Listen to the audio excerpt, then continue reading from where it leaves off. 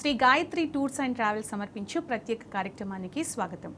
కైలాస మానస సరోవర యాత్ర ముక్కోటి దేవతలు సంచరించే భూ కైలాసమని, పార్వతీ పరమేశ్వరుల నివాసమని, ముక్కోటి దేవతలు ప్రతినిత్యం స్నానమాచరించు మానస సరోవరమని, ఇటువంటి భూ కైలాసాన్ని జీవితంలో ఒక్కసారైనా మానవ సజీవ దేహంతో దర్శించి తరించాలని ప్రతి ఒక్కరూ ఆకాంక్షిస్తారు. ఒక్కసారి వెళ్తేనే తమ జీవితం ధన్యమనుకునే యాత్ర కైలాస యాత్ర. అటువంటి జీవన సాఫల్య కైలాస యాత్రని ఇప్పటికే 73 సంవత్సరాల వయసులో ఏకంగా 1 కాదు 2 కాదు 9 సార్లు కైలాస యాత్ర చేసిన వారి అనుభూతులు, కైలాస యాత్ర రహస్యాలు, నియమ నిబంధనలు తెలుసుకుంటే ఎలా ఉంటుంది? రండి. 9 సార్లు కైలాస యాత్రను పూర్తి చేసిన అదృష్టవంతులు, ప్రముఖ ఆధ్యాత్మికవేత్త, వేద పండితులు బ్రహ్మర్షి శ్రీ నందిపట్ల సత్యనారాయణ శర్మ గారు ఇవాళ మనతో ఉన్నారు. వారిని అడిగి మరెన్నో కైలాస యాత్ర విశేషాలు తెలుసుకుందాం. నమస్తే గురువు గారు. నమస్కారం. దీర్ఘాయుష్మతి భవ, దీర్ఘ సుమంగళి భవ. నిజంగా ఎంత ధన్యులు అనుకోవాలి. ఒక్కసారి కైలాస మానస సరోవర యాత్ర చేస్తేనే జీవితం ధన్యం అనుకుంటాం. అలాంటిది మీరు ఇన్నిసార్లు కైలాస యాత్ర చేశారు, ఆ అదృష్టం మిమ్మల్ని వరించింది. సో మీకు ఎలా అనిపిస్తుంది? ఫస్ట్ ప్రధానంగా నమస్సోమాయ చ రుద్రాయ చ నమస్తాంబ్రాయ చ అరుణాయ చ నమశంకాయ చ పశుపతయే చ నమ ఉగ్రాయ చ భీమాయ చ నమో అగ్రే వధాయ చ దూరే వధాయ చ నమో హంత్రే చ హనీయసే చ నమో వృక్షేభ్యో హరికేచేభ్యో నమస్తారాయ నమశంభవే చ మయో భవే చ నమశంకరాయ చ మయస్కరాయ చ నమ శివాయ చ శివతరాయ చ. ఈ ప్రపంచంలో మానవ భూలోకంలో 33 కోట్ల దేవతలు ఆశ్రయించున్నారు. ఈ 33 కోట్ల దేవతల్లో 68 కోట్ల జీవరాశులు నిలుస్తున్నాయి. ఈ 68 కోట్ల జీవరాశులలో మానవ జన్మ అలా ఉత్కృష్టమైనటువంటి జన్మ. మానవ జన్మలో ఎన్నో జన్మలు ఎత్తగా మరణం జననం జననం మరణం మరణం జన్మ ఎత్తగా మనుష్య జన్మ వచ్చేసింది. ఆ మనుష్య జన్మలో మనం చేసుకున్నటువంటి పూర్వ పుణ్యం ఉంటేనే మనుష్య జన్మ వస్తుంది. మన కళ్ళ ముందు ఎన్ని జీవాలు ఉన్నాయండి, ఎన్ని క్షణక కాలం మరణిస్తున్నాయి, ఎన్ని కళలు పుడుతున్నాయి. అలాంటిది మానవ జన్మలో శతమానం భవతి, 100 సంవత్సరాలు ఆయురారోగ్య ఐశ్వర్యంతో ఉండవని భగవంతుడు మనకు ఆయుష్నిచ్చాడు. పూర్వకాలంలో మానవుడి యొక్క ఆయుష్ 120 సంవత్సరాలు. ఈ 120 సంవత్సరాల్లో పూర్వకాలంలో ఋషితుల్యులు మొత్తం తపస్సే వాళ్ళ జీవితం. వృత్తి, ఉద్యోగ, వ్యాపారం ఇవన్నీ లేవు.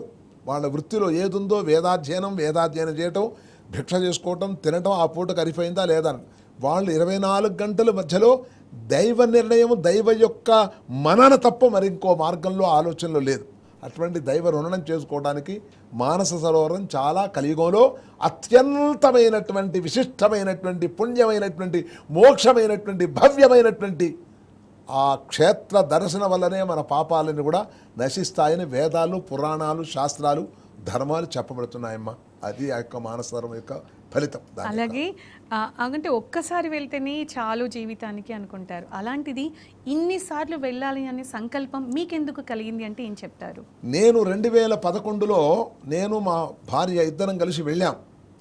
దర్శనం అది చేసుకున్నాం. కానీ మొదటి రోజు చేసుకున్నాం, రెండో రోజు 22 కిలోమీటర్లు తిరుగుతామంటే నాకు అక్కడ పూర్తిగా మబ్బు, వర్షము, అసలు ప్రయాణం కాదు కదా. క్షణకాలంలో మనకు చూడటానికి కూడా అవకాశం లేని స్థాయి వచ్చి వాపసు వచ్చేసాను.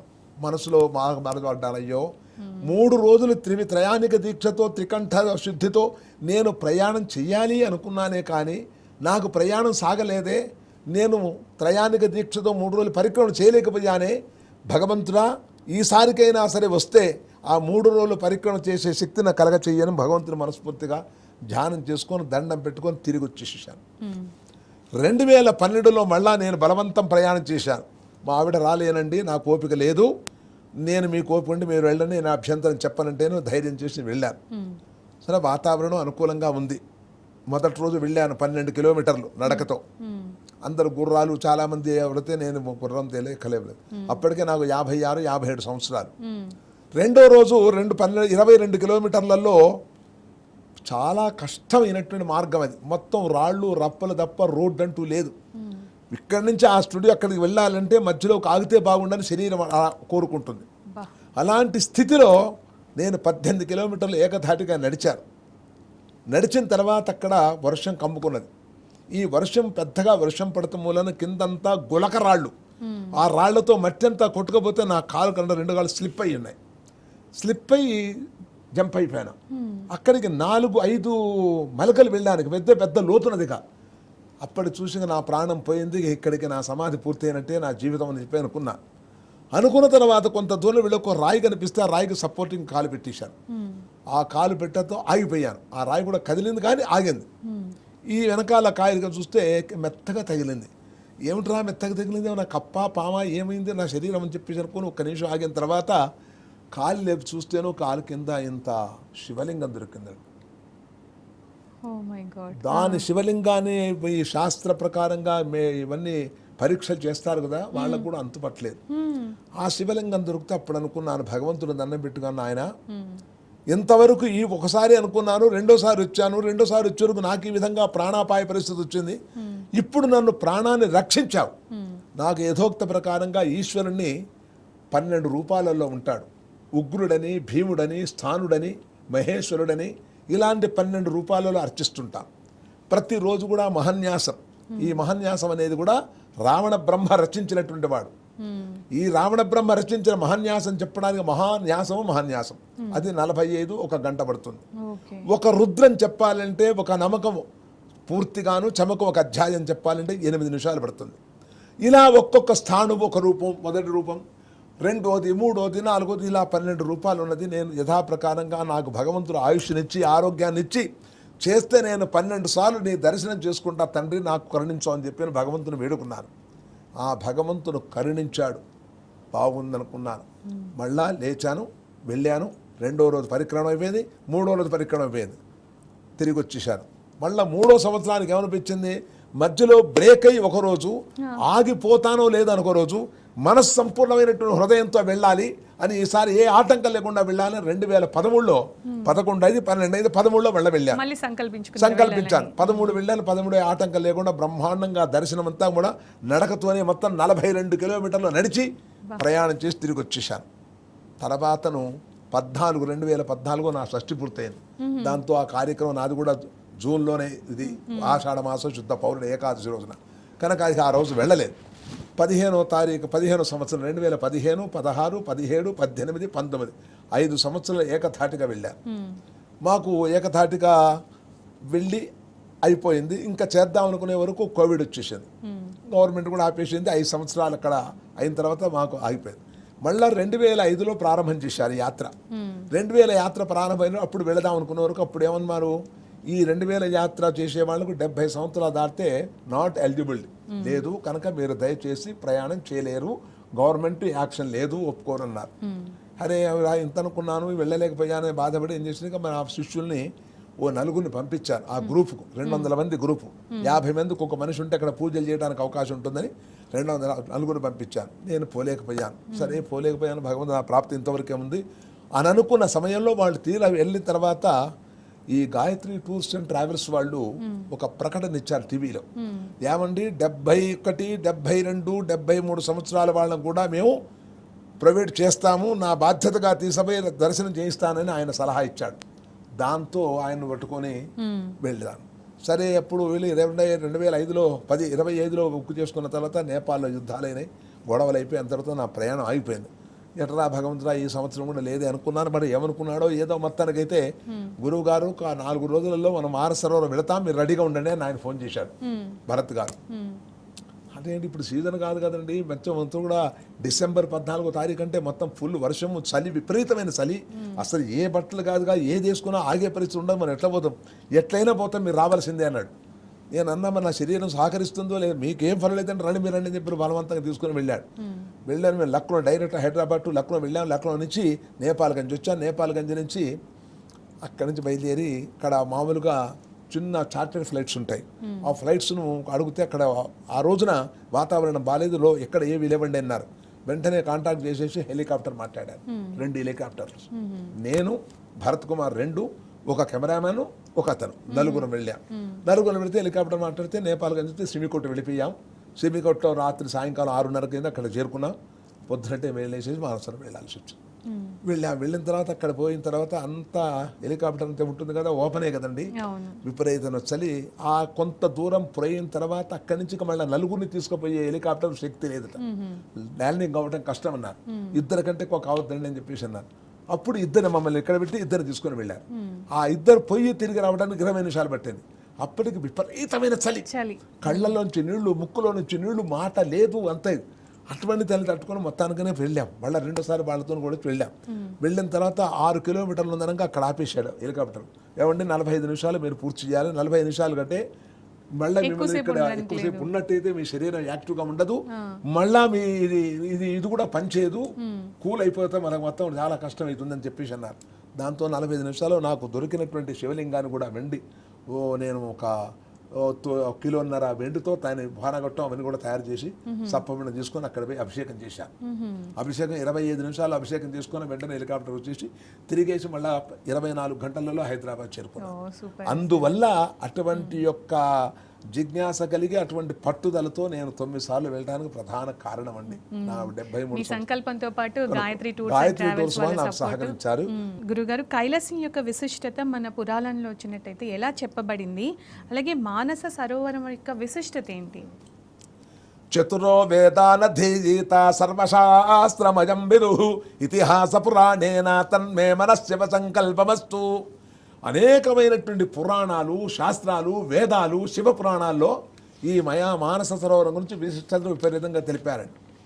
పంచపాండవులు స్వర్గారోహణ చెందడానికి బ్రహ్మలోకానికి వెళ్ళి బ్రహ్మ తపస్సు చేసి ఆయనకు నమస్కారం చేసిన తర్వాత స్వర్గారోహణ మానస సరోవరం వెళ్ళారని మనకు ఆధారం ఉంది. కైలాస శిఖరే రమ్యే శంకరస్య శివాలయే దేవతాస్తత్ర మోదంతి తన్మే మనస్సివ సంకల్పమస్తు. కైలాస శిఖరావాస హిమవద్గిరి కన్యక నీలకంఠం త్రినేత్రంచ తన్మే మనస్సివ సంకల్పమస్తు. ఆ నీలకంఠుడు త్రినేత్రుడు 33 కోట్ల దేవతా రూపంలో స్వరూపం కలిగి మనకు ప్రత్యక్షమవుతున్నాడు. దేవతలకి మంచి శక్తి ఉన్నవాడికి, తపశ్శక్తుల వాళ్లకు సాక్షాత్ ప్రత్యక్షం అవుతారు. మనబోటి పామరులం కాబట్టి వాళ్ళని తలంచుకొని ఏర్పాటు చేయటమే. అందువల్ల దేవతలు స్వర్గారోహణ కానీ కాళిదాసు కూడా మేఘ సందేశంలో కూడా ఈ యొక్క మానసరం గురించి తెలిపినాడు. అటువంటి కవులు, కళాకారుల చేత కూడా ఈ యొక్క ఉన్నది కనుక ఇటువంటి యొక్క మానస సరోవర యాత్ర ఇంత పవిత్రమై 33 కోట్ల దేవతలు ఒక్క దగ్గరే ఉంటే అంతకంటే పుణ్యం కావలసిందేందండి. మనం నానా రూపోధరో భూత్వా సర్వేషాం ఈప్సిత ప్రదః. పరమేశ్వరుడు ఏమని చెప్పాడు? ఒరే మానవులారా, నానా రూపాల్లో పొందున్నాను. ఏ భక్తుడు నన్ను ఏ రూపంలో కొలుస్తున్నాడో ఆయా భక్తుడికి ఆ రూపంలో ప్రత్యక్షమవుతున్నాను అని చెప్పినాడు. కనుక అలాంటి నానా రూపాలు ఒక్క దగ్గరే ఉన్నాయి. ఆ ఈశ్వరుడు యొక్క స్వరూపంలో 33 కోట్ల దేవతలు నిమగ్నమై ఉన్నాడు ఆ ఈశ్వరుడు. అందువల్ల మానవ జన్మ సార్థకం కావడానికి ఒక్క మారైనా మానస సరోవర దర్శనం చేసుకొని మానస సరోవరంలో స్నానం చేస్తే ఆ స్వామి యొక్క అనుగ్రహం కలిగితే మోక్షప్రదం కలుగుతుందని మనకు శాస్త్ర ప్రమాణం ఉంది.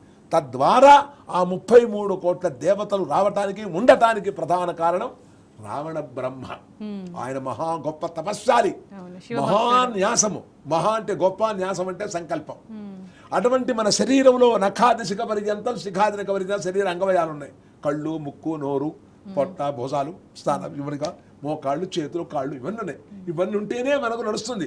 ఈ వీటిలో ఏ ఒక్కటి నడవకపోయినా మన జీవితం వయసు వచ్చింది, కళ్ళు ఎక్కడి పోవు, కళ్ళలో శక్తి పోతుంది, గుడ్డితనం ఉంటుంది.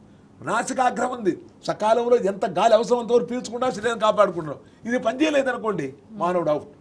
అలాగే నోరు, తిండి, ఆహారం, జీర్ణశక్తి, మన యంత్రాలన్నీ ఇక్కడే ఉన్నాయి. ప్రకృతి సిద్ధంగా యంత్రాలు అవి, ప్రకృతి సిద్ధంగా మనకు వచ్చిన యంత్రాలు. ఏ చఠరాగ్ని ఇక్కడే ఉంది, భస్మం ఇక్కడే, పయ్యేది ఎక్కడే, వలేదు ఎక్కడ. ఇలాంటి యొక్క శరీరం కాపాడుకోవడానికి తినాలి, తాగాలి, పడుకోవాలి, లేవాలి. ఈ శరీర ధర్మాన్ని కాపాడుకుంటేనే మనం భగవంతుడు మనకు రక్షిస్తాడు. మానస సరోవరంలో నక్షత్ర రూపంలో దేవతలు స్నానం ఆచరిస్తారు అంటారు కదా, మరి ఇది నమ్మదగ్గ విషయమైనా మీరు దాన్ని అనుభూతి చెందారా? నేను ప్రత్యక్షంగా, అమ్మ మీరు అడిగిన ప్రశ్న చాలా మంచి ప్రశ్న. ఇది ఎవరికి ఆలోచన రాదు. మీకు ఆలోచనందుకు మీకు నా కృతజ్ఞతలు. ఈ మానస సరోవరంలో మానవ రూపంలో ఉండబడేటువంటి మనుషులందరి కూడా దర్శనం కావాలి. భగవంతుడిని పూజించగా ప్రత్యక్షమవుతాడా మనకు? స్వప్న రూపంలో అవుతుంటాడు. అదే భగవంతుడు కనిపించాడనే ఆనందాన్ని పొందుతాం. ఇక్కడ బ్రాహ్మీ ముహూర్తములో అనగా బ్రహ్మదేవుడు ప్రతి జీవికి ప్రాణాన్ని పోసేది, ఉత్పన్నం అంటే ప్రాణజీవిని పెంచేది. అటువంటి శక్తి అంతా కూడా ఆ బ్రాహ్మణ రూపంలో ఆ బ్రహ్మదేవుడికి ఉంటుంది. అటువంటి బ్రహ్మదేవుడి రూపంలో వాళ్ళు నక్షత్రాణం అధిపతి, నక్షత్రాల కన్నా అధిపతి 27 నక్షత్రాలు, అశ్విని భరణి కృత్తిక రోహిణి ఇత్యాదయ.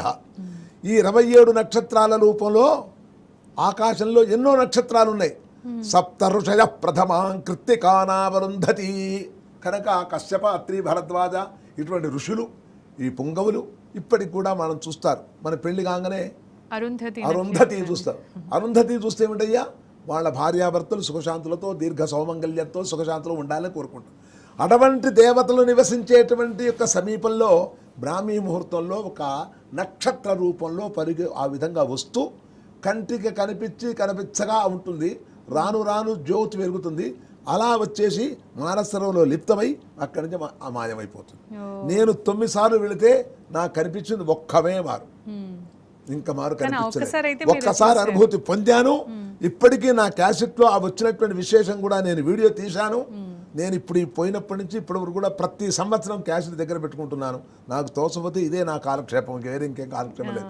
అలాంటి అనుభూతి పొందాను, ఉంది. ఖచ్చితంగా ప్రత్యక్షంగా మనకు భగవంతుడు కనిపిస్తాడు. అది సత్యము, దృఢ నిశ్చయము. అలాగే గురుగారు, కైలాస యాత్ర చేసేవారికి తమ ఒక విశేష సంకల్పం రాశారని విన్నాం. దయచేసి మా ప్రేక్షకుల కోసం ఒకసారి దాన్ని వినిపిస్తారా? ఈ కైలాస యాత్రలోనండి విశేష సంకల్పం ఎందుకని రాశానంటే, ఈ మానస సరోవరం దాటిన తర్వాత యమద్వారం ఉందండి అక్కడ. ఈ యమద్వారం లాస్ట్, అక్కడి నుంచి మనం పరిక్రమణ చేయటం. పరిక్రమణ అంటే నడిచేవాళ్ళు నడవటం, గుర్రాల మీద గుర్రాలు, అంతకంటే మార్గం లేదు. ఈ యమద్వారం అంటే సతీ సావిత్రి గొప్ప తపస్సు చేసుకొని తన భర్తను అక్కడ పొందింది. అందువల్ల యమధర్మరాజు కుడికాలు పెట్టినటువంటి యొక్క పాదం అది. దానివల్ల యమద్వార్ అంటారు. యమద్వారం వల్ల మనం చేసిన మన యొక్క తరాలు 7 తరాల వాళ్ళు సుఖంగా ఏ కష్టం లేకుండా, ఏ పితృలోకంలో రాక్షసలోకంలో ఏ శిక్షలు లేకుండా మోక్షం పొందేటువంటి మార్గానికి యమద్వారం నుంచి వీళ్ళంతా ప్రయాణం చేయాలి. ప్రయాణం చేయాలంటే 3 రోజులు ప్రయాణం అమ్మ. ఈ 3 రోజులు ప్రయాణం చేయాలంటే నడవాల్సిందే. 3 రోజులు ప్రయాణం చేస్తే నడవాల్సిందే.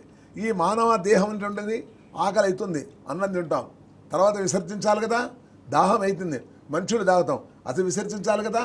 మరి ఇదేంటండి, ఇంత పవిత్రమైనటువంటి దేవతాలోకంలో 33 కోట్లు దేవతలందరూ కూడా నిర్దిష్టంగా నిర్భావంతో ఆయన శరీరంలో కదలికే ఉన్నారు. అటువంటి సమయంలో ఈ చెప్పులు వేసుకొని నడవటం ఏంటి, ఎక్కడ పడితే అక్కడ మలమూత్రాలు పోయడం ఏంటి, ఎక్కడ పడితే అక్కడ ఇట్లేమిటంటే అప్పుడు సంకల్పం ఏం చెప్పిన ఆయన, సర్వేషాం భక్తజనానాం ఆగతానాం ఆగమిష్యమానానాం మలమూత్ర విసర్జన దోష ప్రాయశ్చిత్తం. వజ్రులు కనుక హనుమంతుడి కనుక వజ్ర పాదుకలు ఉంటే ఏ శ్రీలంక ఇవన్నీ కూడా ఒక్క క్షణంలో సముద్రాన్ని లంఘించి సీతాదేవిని పట్టుకొచ్చి రాముడికి అప్పగిచ్చి జన్మాంతం కృతజ్ఞుడైనాడే.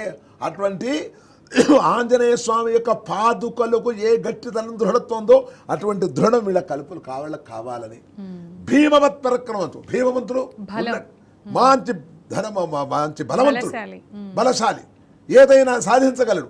అలాంటి ధైర్యం, అలాంటి బలం వీడిలో ప్రవేశిస్తే 3 రోజులు కాదా 30 రోజులైనా పరిక్రమణ చేయొచ్చు.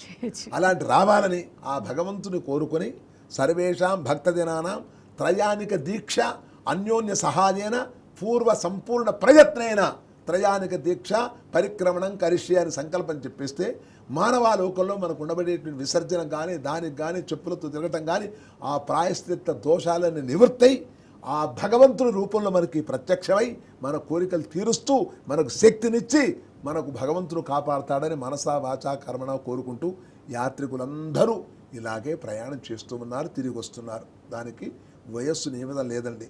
వయస్సుతో మనం శరీరానికి వయస్సు కానీ మనసుకు వయస్సు కాదు. కనుక ఆ వయస్సు ఉన్నా లేకపోయినా దృఢ సంకల్పం ఉంటే చక్కగా వెళ్ళి సంకల్పం అంతే. సంకల్పం అంటే ఏదైనా సాధించవచ్చు. అలాగే కైలాస యాత్రకు వెళ్ళడానికి గవర్నమెంట్ ఆఫ్ ఇండియా వారు ఆజ్ఞ చేస్తుంటారు.